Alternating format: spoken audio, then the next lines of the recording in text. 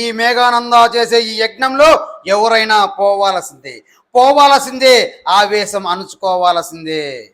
పో, వెళ్ళిపో. యాగం పేరుతో సుమాక్ గాని రాధాకు గాని ఏమన్నా హాని చేస్తే స్వామి అని చూడను, చీలుస్తా. ముందు వాళ్ళు కాదు పోయేది, నువ్వు పోతావు, జాగ్రత్త. మామా చెప్తారా? చెప్తారా?